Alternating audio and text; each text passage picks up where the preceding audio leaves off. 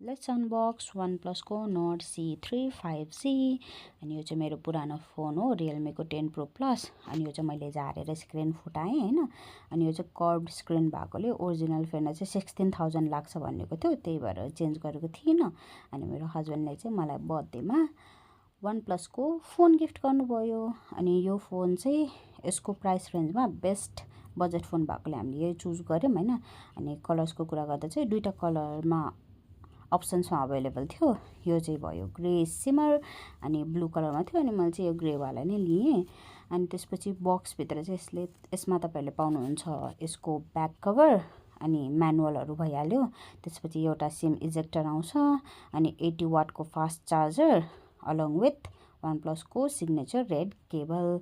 अनि पर्फर्मेन्सको कुरा गर्दाखेरि चाहिँ मैले 3 दिन भयो चलाएको, अनि पर्फर्मेन्स चाहिँ स्मुथै छ हैन, त्यस्तो केही प्रब्लमहरू छैन। अनि क्यामेरा पनि राम्रो छ हैन, क्यामेरा चाहिँ फ्ल्यागशिप ग्रेडको भएकोले राम्रो नै छ क्यामेरा। अनि चार्जिङ पनि 30 मिनट्समा अलमोस्ट फुलै हुन्छ।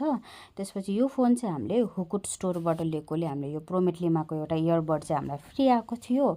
अनि इयरबडको कुरा गर्दाखेरि चाहिँ साउन्ड चाहिँ ठिकै नै छ हैन, तर अलिकति कानमा दुखाउने रहेछ के हैन। यो फोन चाहिँ तपाईँहरूले बाहिर लिनुभयो भने 37,000मा पाउनुहुन्छ, हुकुटमा चाहिँ 38,500मा आउँदो रहेछ। अनि यो इयरबड चाहिँ 25-3,000 अराउन्ड त्यतिको कतिको पर्ने रहेछ हैन।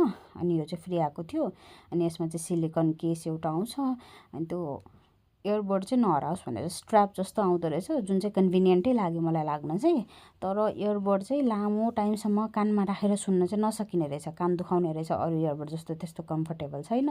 मैले चाहिँ अहिले रेडमीको चलाइरहेको छु हैन, त्यो रेडमीको इयरबड चाहिँ एकदमै कम्फर्टेबल छ, तर यो चाहिँ त्यति कम्फर्टेबल लागेन मलाई।